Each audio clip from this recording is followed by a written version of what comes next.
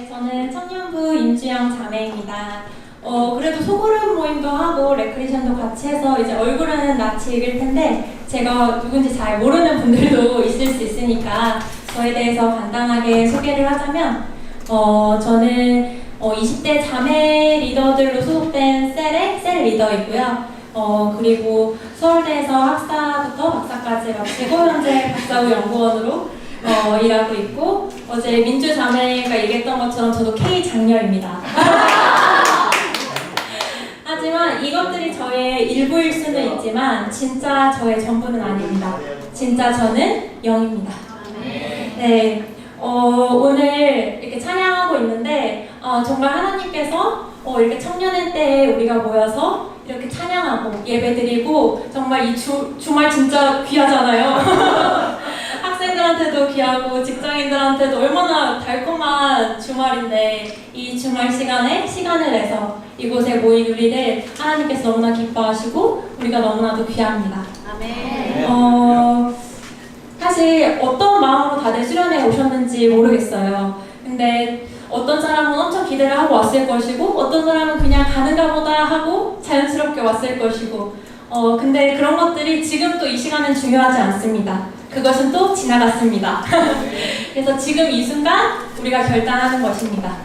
내가 이 말씀과 남은 기도회 동안에 정말 내가 필요한 것을 취해갈 것을 갈망하고 기대하십시오. 우리는 능동적으로 취하는 자들입니다. 천국은 침노하는 자들의 것이기 때문입니다. 네, 그래서 근데 이렇게 딱 수련회 오니까 약간 다르죠, 모두가. 왜 다를까요? 기흥구하고 처인구는 터가 다른가요? 여기가 더 기흥구하고 충만하고 막 그런 건 아니잖아요, 그렇죠? 그런데 우리의 기대하는 심령, 그리고 세상적인 정보에 노출되지 않는 것, 이게 가장 큰 차이점이겠죠. 그래서 정말 이번 이 수련회를 잘 기회로 이용하셨으면 좋겠습니다. 이번 수련회 슬로건이 뭔지 다 아시죠? 여기저기 있어요. 이렇게 명찰에도 있고 PPT에도 있고 Arise Shine이죠. 그래서 일어나서 빛을 발하라입니다. 영인 우리는 서로가 바라볼 때 우리 안에 있는 영을 봅니다. 거듭난 영이 모인 우리가 이곳에 있기 때문에 이곳에 하나님의 임재가 가득한 것입니다. 저는 지금 여러분을 볼 때 여러분 안에 있는 그리스도를 봅니다. 여러분 안에 있는 하나님의 빛과 그 영광을 봅니다. 그 빛은 희미한 불빛이 아닙니다. 쨍쨍한 날에 한낮에 해를 보면 너무 밝아서 눈이 부시죠. 제가 어느 날 낮에 이렇게 걸어가고 있는데 그 해를 보면서 저 한낮의 해와 같은 광명이 내 안에 있구나. 내 영 안에서부터 저 빛이 빛나고 있구나. 여러분의 영 안에서 그것을 바라보시고 인식하십시오. 그래서 이사야 60장 1절부터 3절 말씀 함께 읽어보면 좋을 것 같습니다. 함께 읽겠습니다. 일어나라 빛을 발하라. 이는 내 빛이 이르렀고 여호와의 영광이 내 위에 임하였음이니라. 보라, 어둠이 땅을 덮을 것이며 캄캄함이 만민을 가리려니와 오직 여호와께서 내 위에 임하실 것이며 그의 영광이 내 위에 나타나리니 나라들은 내 빛으로 왕들은 비치는 내 광명으로 나아오리라. 아멘. 서로의 얼굴을 한번 바라보시겠어요? 빛을 비추고 있나요? 우리 안에 있는 이 빛과 영광이 어떠한지는 이거에 대한 계시 지식이 증가할수록 이 빛을 내뿜고 바라게 되는 것입니다. 애써 주님의 임재에 들어가려 하지 않아도 우리는 이미 그 빛과 영광을 소유한 자입니다. 어디에? 우리의 영 안에. 그리고 밖이 어두우면 어두울수록 빛은 빛나기 마련입니다. 저는 이번 수련회가 일시적인 한 번의 소모적인 이벤트로 끝나기를 원하지 않습니다.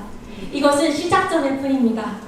우리가 이곳에서 함께 불타고 지는 것이 아니라 이제 세상으로 나가서 빛을 밝혀야 합니다. 빛인 우리들이 모인 이곳을 나가서 세상으로 나갈 때 어두운 그곳에서 더욱 밝게 빛날 것입니다. 아멘. 저는 오늘 그리스도인의 정체성과 삶에 대해서 나누고자 하는데요. 우리 교회에 오면 처음 배우는 것이 무엇이죠? 어제 혜진 자매님도 얘기해 주셨는데, 나는 영이고 혼을 가지고 있고 몸 안에 살고 있다. 함께 고백해 볼까요? 나는 영이고 혼을 가지고 있고 몸 안에 살고 있다. 이 영단계가 사실은 가장 중요합니다. 너무 많이 들어서 익숙하고 뻔한 내용인가요? 하지만 내가 영이라는 것, 거듭난 새 영이라는 것을 아는 것이 너무나도 중요합니다. 우리는 성공한 사람들은 내가 알지 못하는 무언가를 알고 있다고 생각합니다. 그런데 실제로는 나도 알 수 있었는데 그저 중요하게 여기지 않았던 것을 그 사람은 그 가치를 알고 제대로 소화하고 있는 경우가 많습니다. 예를 들어 시험에서 100점을 맞은 사람한테 어떻게 해서 시험을 잘 볼 수 있어요? 라고 물으면 수업을 잘 들어야죠 라고 대답합니다. 그러면 사람들은 에이 나도 그 정도는 다 알지 뭔가 다른 게 있는데 얘기를 안 해주네 라고 생각합니다. 하지만 수업을 잘 들어야 그 출제자의 의도를 파악할 수 있고 중요한 것을 캐치할 수 있고 기본에 충실해야 시험을 잘 볼 수 있는 것입니다. 그래서 다시 돌아와서 요한복음 3장 5절부터 6절 말씀을 함께 보겠습니다. 사람이 물과 성령으로 나지 아니하면 하나님의 나라에 들어갈 수 없느니라. 육으로 난 것은 육이요 영으로 난 것은 영이니. 니고데모가 밤늦게 예수님을 찾아옵니다. 니고데모는 유대인이었고 유대인의 지도자였고 바리새인이었습니다. 당시 바리새인들은 예수님을 미워했고 죽이려 했지만 니고데모는 예수님이 하나님이 함께 하시는 사람이라는 것을 알았습니다. 그래서 예수님을 찾아왔을 때 예수님께서는 사람이 거듭나지 않고는 하나님의 나라를 볼 수 없다라고 말씀하십니다. 니고데모가 사람이 늙었는데 어떻게 태어나냐고, 어머니의 태중에 다시 들어가냐고 묻습니다. 어리석은 질문 같지만 그는 거듭남에 대해서 진지하게 고민을 합니다. 우리는 과연 거듭남에 대해서 한번 제대로 생각을 해보았던가? 저도 이 말씀을 보면서 다시 생각을 해보게 되었습니다. 예수님께서는 사람이 물과 성령으로 거듭나는 것이다. 영은 영에서 난다 라고 말씀하셨죠. 하나님이 영이시고 말씀도 영이고 성령도 영이십니다. 여기서 말하는 물이 말씀이거든요. 그래서 우리는 하나님의 영으로부터 난 말씀과 성령으로부터 난 거듭난 새 영입니다. 우리의 영은 기존의 것에서 덮여지거나 조금 더 발전된 것이 아니라 완전히 새롭게 되었습니다. 아예 다시 태어난 것입니다. 구원 구출과 거듭남은 다릅니다. 구출은 문제에서 일시적으로 수동적으로 건져주는 것입니다. 하지만 거듭남은 그 문제를 해결할 수 있는 본성과 능력을 갖고 그 문제를 해결할 뿐만 아니라 더 나아가서 그 문제 위에 서 있는 것입니다. 담임 목사님 부부께서 저희 교회에 오신 직후에 사모님께서 주영자매 영을 더 알아야 합니다 라고 말씀하셨습니다. 저희 리더시니까 분명히 이렇게 말씀하실 의도가 있는데 무엇일까? 제 머릿속에는 도대체 영을 더 안다는 건 뭘까? 물음표가 가득 찼습니다. 내가 분명 모르는 게 있고 그것을 너무 알고 싶어서 한 달 이상을 하루에 50번 넘게 고백했습니다. 나는 영입니다. 나는 영입니다. 나는 거듭난 새 영입니다. 일과 중에 생각날 때마다 수시로 인식하고 고백했습니다. 실험을 하다가 5분 쉬는 시간에 맞아 나는 영이지. 사람들과 식사를 맛있게 하고 밖에 나오면서 막 왁자지껄 떠들다가 근데 나는 영이야. 그렇게 꾸준히 하다가 어느 날 목사님 설교 말씀을 듣는데 베드로전서 1장 23절 말씀만 이해가 안 되더라고요. 내가 이 말씀을 정말 많이 접했는데 지식적으로만 머리로만 알고 있었구나. 심령으로 알지 못하면 사실 내가 모르는 건데 내가 모른다는 것조차도 모르고 있었구나를 알게 됩니다. 그리고 또 일주일 동안 영을 인식하고 고백하고 성령님께 제가 이 말씀을 온전히 알기 원합니다. 저에게 지혜와 계시의 영을 더해 주셔서 이 말씀을 알게 하시니 감사합니다. 먼저 감사함으로 고백했습니다. 그리고 일주일이 지나서 모임을 하는데 와, 이런 말씀이었구나를 알게 됩니다. 너희가 거듭난 것은 썩어질 씨로 된 것이 아니요 썩지 아니할 씨로 된 것이니 살아있고 항상 있는 하나님의 말씀으로 되었느니라. 여기서 씨는 말씀이죠. 아, 말씀이 곧 하나님이고 영이고 말씀은 살아있구나. 내가 살아있는 하나님의 말씀으로부터 다시 태어났구나. 할렐루야. 너무 놀라워서 웃음이 막 나오더라고요. 와, 이거 뭐야? 잠언 20장 27절은 사람의 영은 주의 등잔볼로서 뱃속의 모든 부분을 살핀다고 말씀합니다. 지금도 저는 계속해서 내가 누구인지 영 안에서 계시 지식 가운데 더 알아가고 있습니다. 오늘 여러분께 권면하고 싶습니다. 내가 얼마나 이 말씀을 오랫동안 들어왔는지는 중요하지 않습니다. 어쩌면 너무 오래 들어왔기 때문에 내가 모르는 것을 모른다고 그것을 알지 못할 수도 있습니다.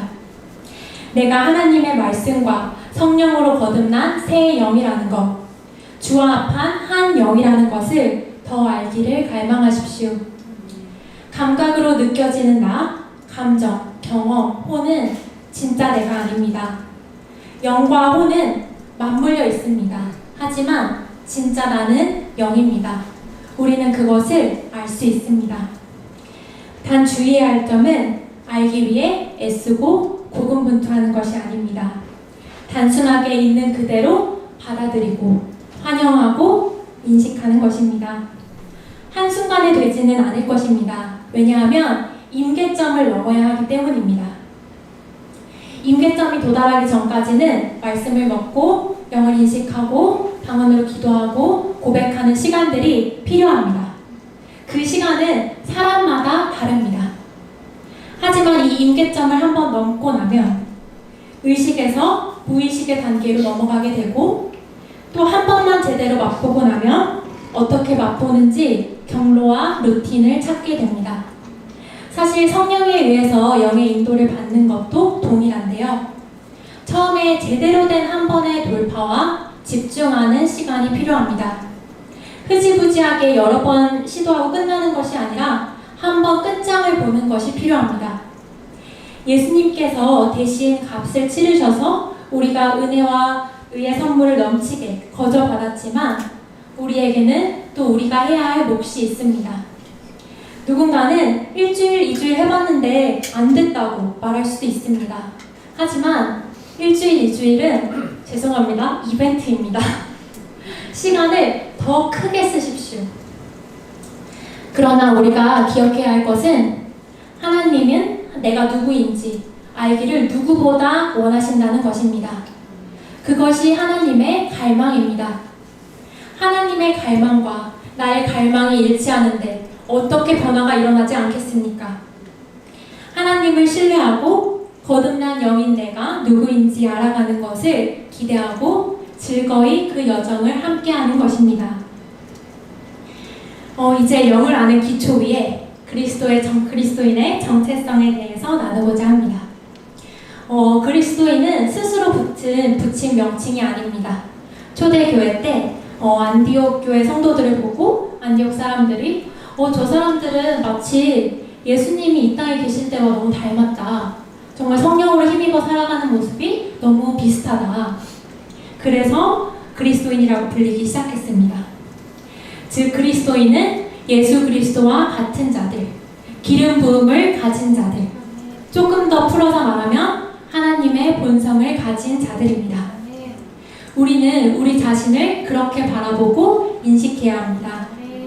하나님께서 나를 바라보시듯이 나도 똑같이 나를 바라보는 것입니다. 하나님이 우리를 보실 때 기쁨을 이기지 못하십니다. 우리는 성령님께서 거하실 만큼 영이 완전합니다. 우리는 거룩하고 의롭고 존귀합니다. 그리고 하나님께서 내 옆 사람을 바라보시듯이 나도 내 옆 사람을 바라보기 시작하는 것입니다. 결국은 내가 어떻게 나를 바라보느냐가 내가 다른 사람을 어떻게 바라보느냐를 결정합니다. 따라서 우리는 하나님의 본성을 가진 새로운 피조물이며 이 땅에서 예수님을 대신하는 그리스도의 대사로서 인식해야 합니다. 그렇다면 그리스도인과 비그리스도인의 가장 큰 차이는 무엇일까요? 요한일서 5장 11절 12절에 나와 있는데요. 함께 읽겠습니다. 또 증거는 이것이니 하나님께서 우리에게 영생을 주신 것과 이 생명이 그의 아들 안에 있다는 것이라. 그 아들이 있는 자는 생명이 있고 하나님의 아들이 없는 자는 생명이 없느니라. 그리스도인과 비그리스도인의 가장 큰 차이는 하나님의 생명과 같은 생명, the God kind of life, 조의 생명입니다. 저는 종종 제 세포 하나하나마다 하나님의 생명으로 충만한 것을 상상합니다. 하나님이 창조하신 질서대로 내 영혼, 몸, 전인이 하나님의 생명으로 가득한 것을 구체적으로 상상하고 영안에서 바라봅니다. 겉으로 얼핏 보면 그리스도인과 비그리스도인이 비슷하게 보일 수도 있습니다. 그러나 본질적으로 완전히 다릅니다. 우리는 보이는 것이 아니라 보이지 않는 속사람을 봅니다. 우리의 영 안에 있는 하나님의 생명은 우리가 하나님과 같이 기능하게 하는 생명입니다. 상황이 좋지 않을 때 나도 똑같이 좌절하고 낙담하나요? 취업에 실패했을 때 나의 가치를 의심하나요? 내가 다른 사람들로부터, 특히 회사에서 부정적인 이야기를 들었을 때 내가 왜 이렇게까지 일해야 하나 생각이 드나요? 말씀에 최종 권위를 두십시오. 하나님은 나를 위해 하나뿐인 아들을 내어주셨습니다. 나는 예수님만큼 가치 있습니다. 예수님께서는 여러분 한 명만 이 땅에 있었어도 그 사람에게 하나님의 생명을 주시기 위해서 이 땅에 오셔서 사역을 완수하셨을 것입니다. 우리 안에 그 조의 생명이 가득합니다. 우리는 보통 사람이 아닙니다. 우리가 어떻게 보통 사람처럼 살 수 있겠습니까? 이 생명 안에서 믿음으로 선언하면 상황은 변화될 수밖에 없습니다. 믿음은 바라는 것들의 실상이고 보이지 않는 것들의 증거입니다.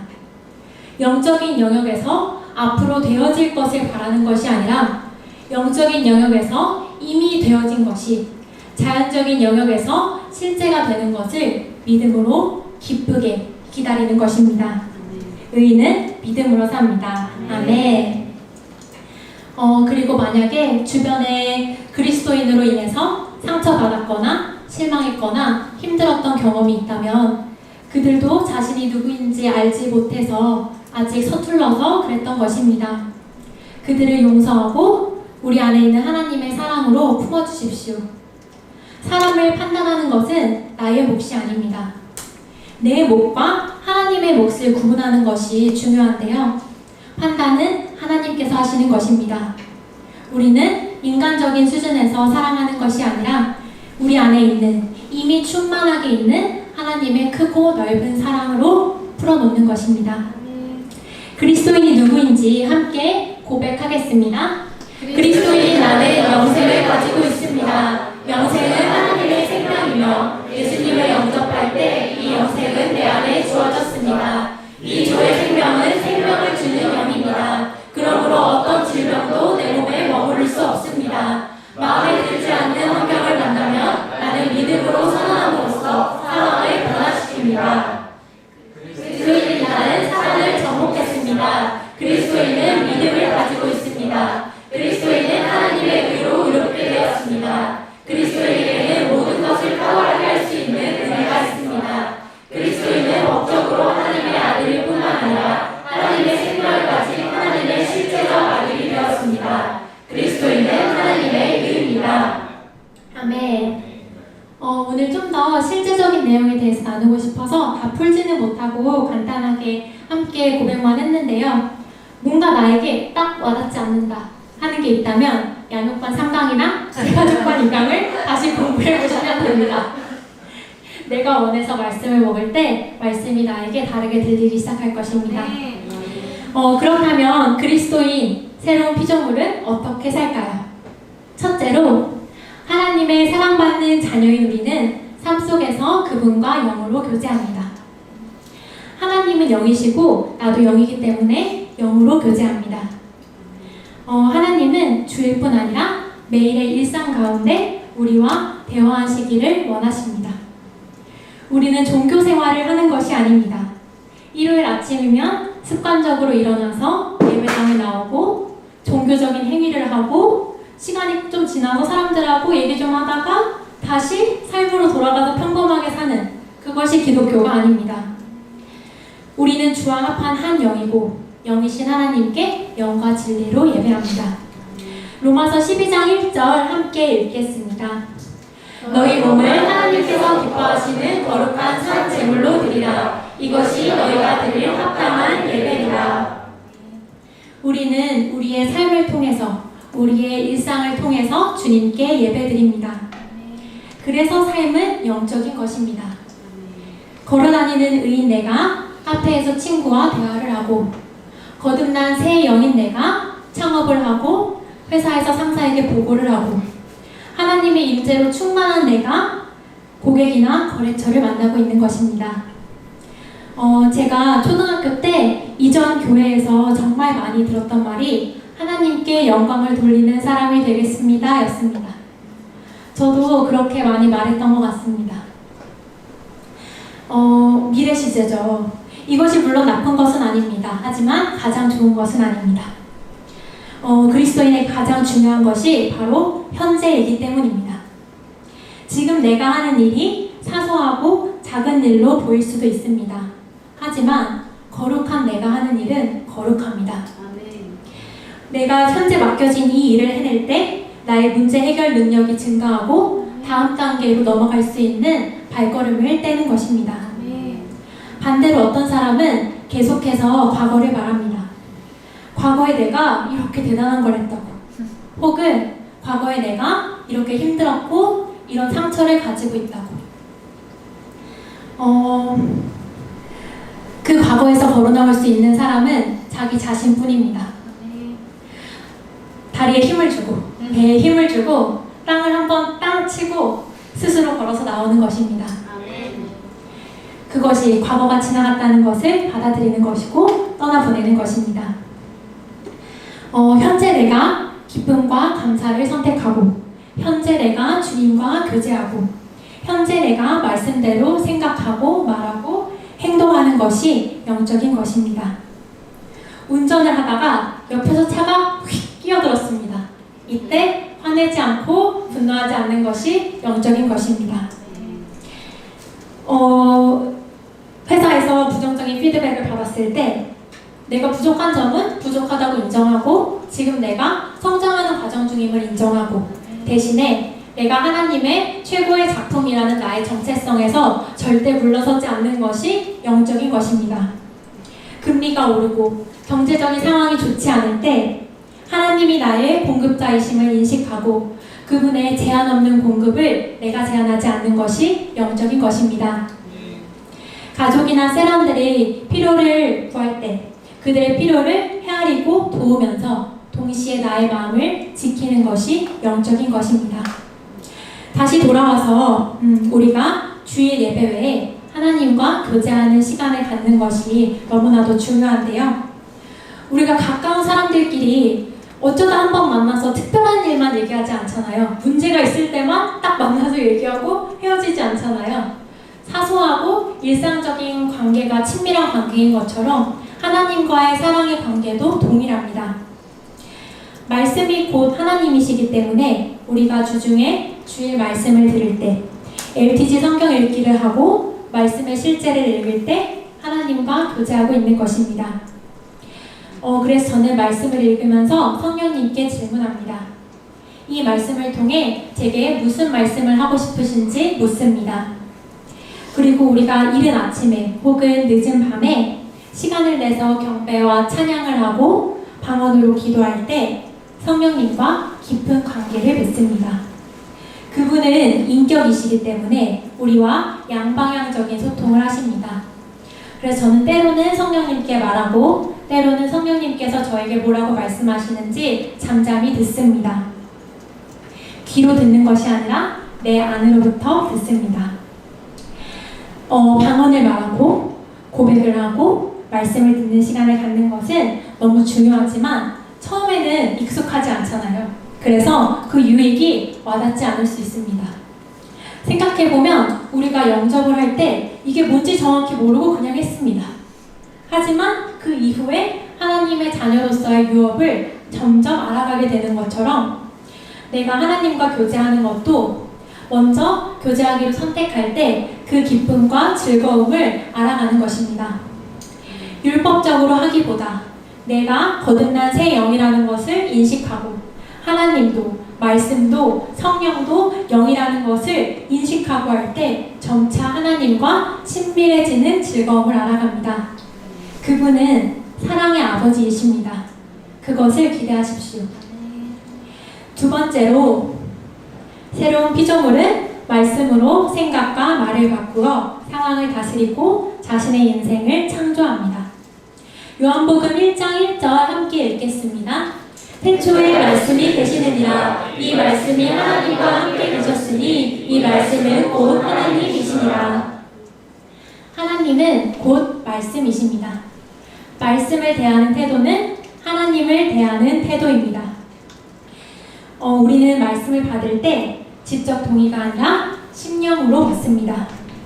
나름대로 해석하지 않고 필터를 거르지 않고 나의 경험과 가치관을 동화시키지 않고 있는 그대로 단순하게 받습니다. 요한복음 14장 21절에서도 나의 계명을 지키는 자라야 나를 사랑하는 자니 라고 말씀합니다. 내가 하나님을 사랑하기 때문에 그분의 말씀을 지키는 것이 사랑의 표현인 것입니다. 말씀을 최종 권위에 두는 것입니다. 내가 그렇게 생각하든 생각하지 않든 사실 그것은 중요하지 않습니다. 왜냐하면 말씀은 그거에 관계없이 언제나 진리입니다. 하나님은 언제나 선하시고 옳으시고 나를 위하시는 분이십니다. 그분의 말씀을 지키는 것이 또 나에게 유익하기 때문에 내가 중요하다고 생각하는 인간의 의, 나의 의, 고집을 내려놓고 온유하고 겸손한 심령으로 받기로 선택하는 것입니다. 말씀이 이해돼서 믿는 것이 아니라 말씀을 믿고 받아들이기로 선택하면 이해가 따라옵니다. 영적인 원리와 순서는 정반대입니다. 로마서 12장 2절 함께 읽겠습니다. 너희는 이 세대를 본받지 말고 오직 마음을 새롭게 함으로 변화를 받아 하나님의 선하시고 기뻐하시고 온전하신 뜻이 무엇인지 분별하도록 하라. 우리가 거듭났을 때부터 우리의 영은 완전합니다. 하지만 우리의 혼은 변화가 필요합니다. 그래서 날마다 새 사람을 입으라고 말하는 것입니다. 우리의 생각이 바뀐 만큼 하나님의 선하시고 기뻐하시고 온전하신 뜻을 선택할 수 있는 능력이 증가합니다. 따라서 말씀을 바라보고 거울을 보듯이 나의 생각을 교정해 가야 합니다. 내가 만약에 부정적인 감정을 느끼거나 부정적인 생각이 들었습니다.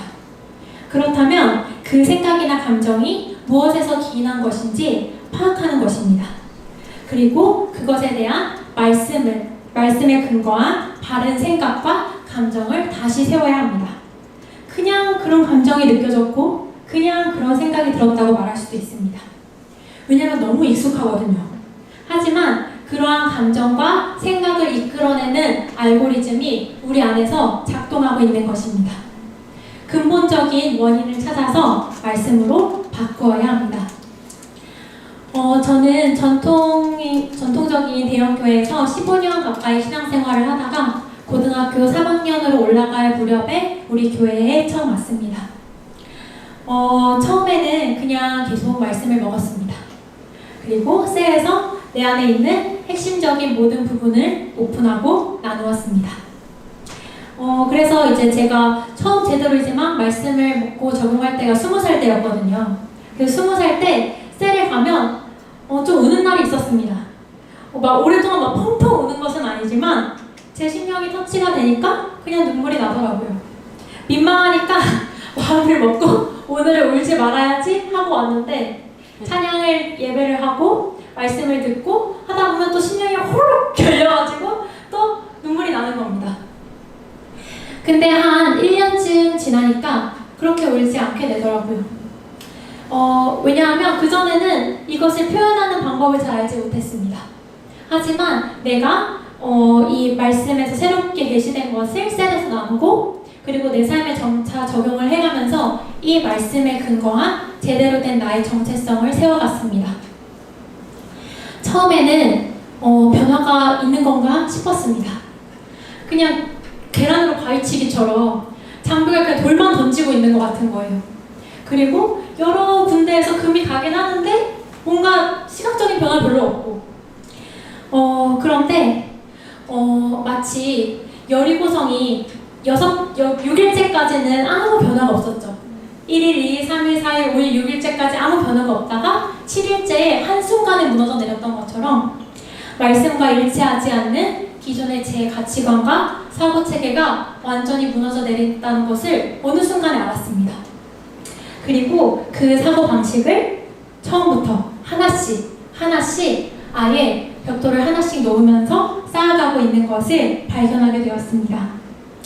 이후에 또 시간이 좀 지나서 저희 견고한 지인이 무너지는 경험을 하게 되었습니다. 저는 어릴 때부터 제가 기억하는 건 10살 정도부터인데 내가 무언가를 성취하면 다른 사람의 눈치를 봤어요. 지금 이 사람이 눈동자가 흔들리고 뭔가 이 사람의 표정과 분위기를 보면 지금 이 사람이 좀 힘들구나. 지금 이 사람은 사실 씁쓸하네? 그걸 보면 제 마음이 너무 힘든 거예요. 그래서 제가 잘해도 온전히 기뻐하지 못했습니다. 내가 잘할 것 같으면 어떡하지? 그런 마음도 들었었어요. 근데 평일 저녁에 성령님과 교제하고 있는데 갑자기 성령님이 너가 그것을 미안해하는구나. 사실 너는 정죄감을 갖는구나 하시는 거예요. 저는 몰랐습니다.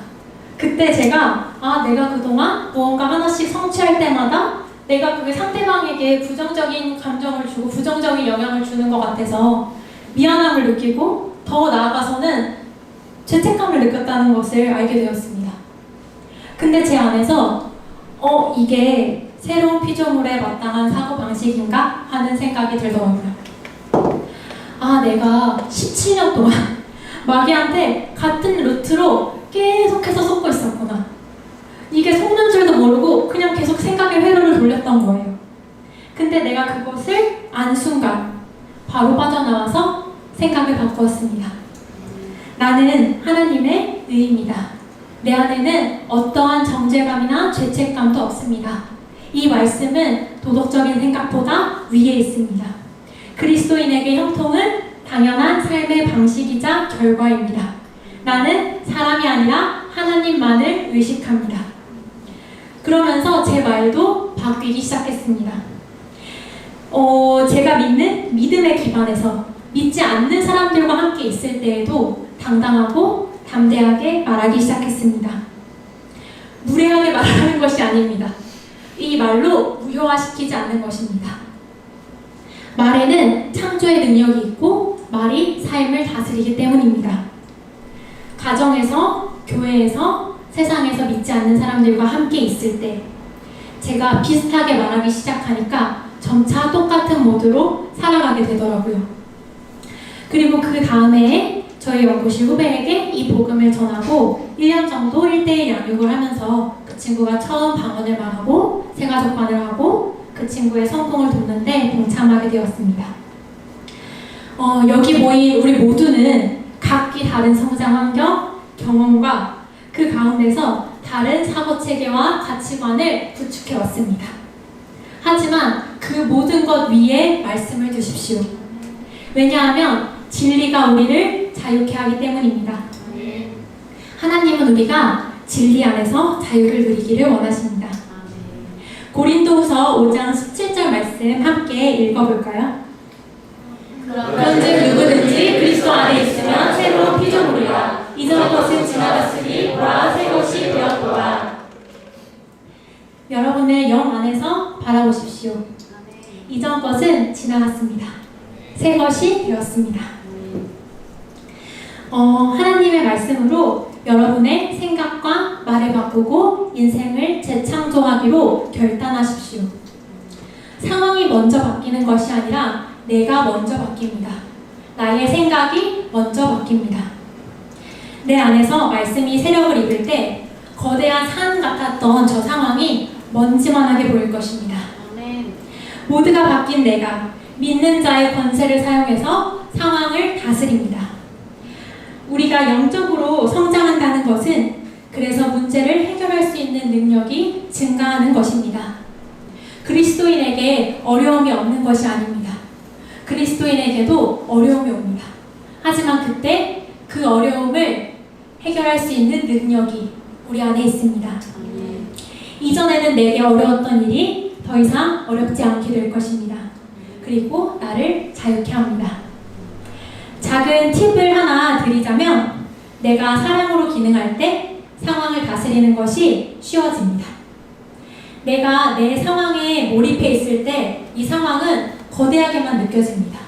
하지만 내가 다른 사람의 성공에 동참할 때 이 상황이 내가 왜 이렇게 크게 생각했지? 내가 잠깐 눈을 돌렸을 뿐인데 이 상황이 작아져 있는 것을 발견합니다. 마지막으로 새로운 피조물은 부르심의 소망을 따라 그리스도의 대사로 이 땅에 발을 딛고 살아갑니다. 빌립보서 2장 13절은 말씀합니다. 너희 안에서 행하시는 이는 하나님이시니 자기의 기쁘신 뜻을 위하여 너희에게 소원을 두고 행하게 하시나니. 하나님께서는 우리 안에 소원을 두고 행하십니다. 하나님의 부르심과 내게 주신 소망을 나타내므로 우리는 이를 부르심의 소망이라고 합니다.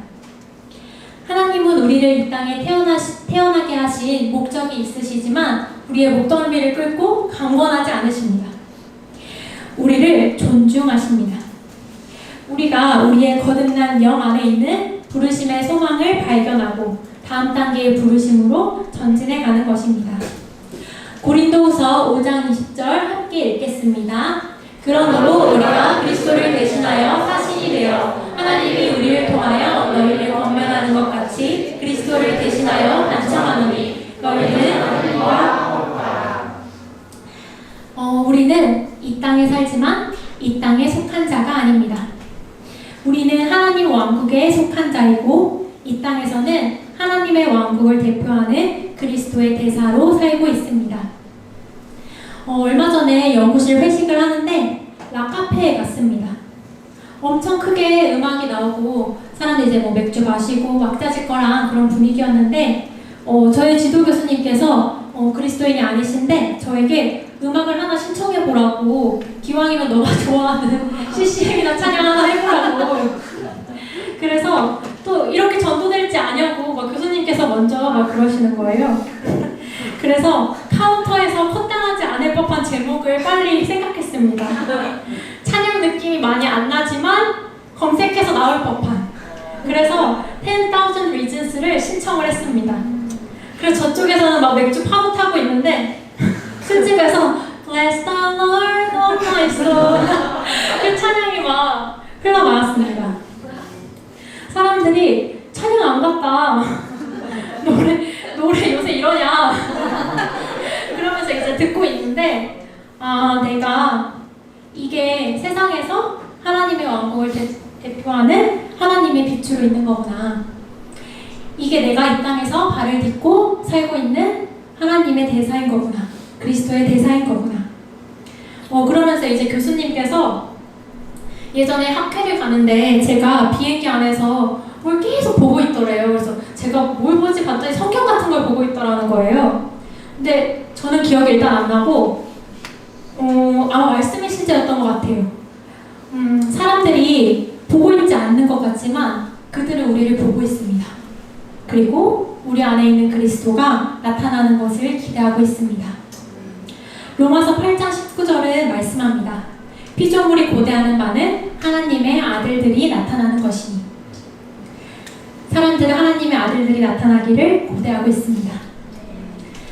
제가 최근에 2명에게 복음을 전했는데 한 명은 지금은 아직 믿어지지 않는다. 하지만 나한테 무슨 일이 생기면 그때 믿겠다. 또 다른 한 명은 그래도 언니가 주는 책은 항상 읽는다. 근데 이번에 더 두껍네? 라고 하더라고요. 그리스도인의 사역은 각기 다릅니다. 하지만 모든 그리스도인의 부르심의 방향은 복음 전파입니다. 아버지께서는 이 세상의 한 영혼도 멸망에 이르기를 원하지 않으십니다. 그리고 그들이 구원받을 뿐만 아니라 이 땅에서 성장하면서 풍성하고 깊은 삶을 누리면서 다음 세계로 훈련되어 들어가기를 원하십니다. 만약 그들이 복음을 거부했다고 하더라도 우리의 몫은 그와 관계없이 그들이 복음을 들을 기회를 주는 것입니다. 저는 심고 거두는 원리를 믿습니다. 그들이 지금 당장 영접하지 않았다고 하더라도 그들의 심령에 심겨져서 나중에 자라나 열매 맺을 것을 믿습니다. 아멘. 모든 그리스도인에게는 부르심이 있다는 것을 믿으십니까? 부르심은 어린이와 청소년에게만 해당되는 단어인가요? 아직 그들은 꿈을 꾸고 아직 정해진 것이 별로 없지만 우리는 직장을 갖고 어느 정도 나이가 되면 결혼을 하고 아이를 낳고 현실에 맞게 살아가는 것일까요? 누군가는 그렇게 살아갈지도 모릅니다. 하지만 그것이 하나님이 계획하신 그리스도인의 삶의 전부는 아닙니다. 제가 몇 년 전에 기도하는데 하나님께서 저의 아빠의 부르심을 위해서 기도하라고 하시는 거예요. 저희 아빠가 이제 환갑이 넘으셨거든요. 근데 그가 나의 아빠이기 전에 하나님의 아들이더라고요. 그리고 죽게는 하루가 1000년 같고 1000년이 하루 같더라고요. 그래서 내가 영안에서 먼저 바라보았습니다. 아빠가 하나님이 계획하신 다음 단계의 부르심을 발견하고 최고의 부르심까지 갈 것을 존경하고 함께 기도했습니다. 우리 안에 있는 영을 활성화하고 잘못된 생각을 교정함으로써 우리 심령 깊은 곳에 있는 그 열망이, 진짜 열망이 수면 위로 떠오르게 하십시오. 하나님의 큰 계획 가운데 여기 모인 우리 모두에게는 하나님의 독특하고 개인적인 사명이 있습니다. 부르심의 방향은 복음 전파지만 사역은 각기 다른 것입니다. 사람마다 내 영에 감동되는 메시지가 달라요. 우리가 나눔을 해보면 알겠지만 다 다른 얘기를 해요. 그리고 잘하는 분야도 다 다르고 우리 모두가 독특한 아름다움을 가지고 있습니다. 그래서 우리가 함께 사역하는 것입니다. 예수님께서는 갖고 계신 하늘과 땅의 모든 권세를 교회에 이양하셨습니다. 하나님께서는 그리스도인의 몸된 교회를 통해서 우리들을 통해서 이 땅에서 다스리고 일하십니다. 마태복음 16장 18절 함께 읽겠습니다. 내가 이 반석 위에 내 교회를 세우리니 음부의 권세가 이기지 못하리라. 아멘. 음부의 권세가, 지옥의 문들이 교회를 이기지 못합니다. 주님께서 교회를 세우셨고 영원한 승리는 교회의 것입니다. 교회의 머리는 그리스도시고 교회의 몸은 우리입니다. 목사님과 사모님만 교회인가요? 아니죠. 우리가 교회입니다. 그렇다면 모든 성도가 사역을 하는 것이 마땅합니다. 모든 성도는 영의 사역자로 부름받은 것입니다. 우리는 공급받기 위해서 교회에 속해 있는 것이 아닙니다. 모든 그리스도인은 거듭났을 때부터 주는 자입니다. 줄 때 행복하도록, 줄 때 성장하도록 우리의 거듭난 새 영 안에 프로그래밍 되어 있습니다. 물론 이것은 우리의 선택입니다. 주는 자가 될지 받는 자가 될지 그것은 나의 자유의지입니다. 하지만 바르게 선택할 수 있는 능력이 우리 안에 있습니다. 사역을 하면 우리가 거창한 것을 생각해서 부담스러울 수 있습니다. 하지만 나와 같은 제자 한 사람을 만드는 것입니다. 딱 더도 말고 덜도 말고 나만큼 하는 애 하나. 제가 아직 리더가 아니었을 때 셀 모임을 하고 나서 셀원이 조금 어려움이 있었습니다. 그래서 주중에 다른 기도 하나도 안 하고 그 셀원만을 위해서 기도했습니다. 왜냐하면 제 심령 안에 그 셀원에 대한 마음이 가득했거든요. 근데 그 기도를 하면서 저에게 계시되었던 것이 내 리더들이 나를 이렇게 사랑으로 기도해주고 이렇게 키워냈구나 라는 마음이 들더라고요. 우리는 거저 잘하지 않았습니다. 잘하게 하는 분은 하나님이시지만 누군가가 우리에게 심었고 물을 주었습니다. 우리가 그 사랑을 받았기 때문에, 그 헌신을 받았기 때문에 줄 수 있는 것입니다. 성경은 우리를 왕같은 제사장이라고 말합니다. 우리는 하나님의 자녀로서 왕노릇하면서 이 땅을 다스리고, 동시에 우리가 드리는 제사는 영혼을 구원하고 제자 삼는 것, 즉 그들을 사랑하는 것입니다. 제가 대학교 4학년 때 한 달 정도 부르심의 소망에 대해서 집중적으로 기도한 적이 있었습니다. 진로를 선택해야 하니까 처음에는 기본적인 정보를 모으고 그 다음에는 주님을 경배하고 찬양하는 시간을 가졌습니다. 사실 그 시간이 한 달이었습니다. 내 영이 들을 수 있는 준비를 하는 시간, 주파수를 맞추는 시간. 어느 날 제 영이 알았습니다. 지금 내 영이 들을 준비가 되었다. 그래서 기도를 하는데 하나님께서 내가 너에게 하라고 한 것이 무엇이지? 라고 물으셨습니다. 그 순간 저는 바로 알았습니다. 내가 학계에서 연구를 해야겠다. 여기서 뭔가 해야 할 일이 있다. 그러고 났는데 제가 중학생 때 교회 수련회에서 500명 앞에서 그때 뭘 알고 그런 말을 했는지는 모르겠어요. 근데 저는 하나님의 시각으로, 하나님의 관점으로 생명 현상을 바라보는 과학자가 되겠습니다 라고 뭣도 모르고 말했었습니다. 근데 그게 기억이 나더라고요. 우리 안에 하나님께서 소원을 주셨기 때문입니다. 잊고 있었습니다. 현실 때문에 그것을 이렇게 밀어놓고 있었는데 그게 수면 위로 떠오르더라고요.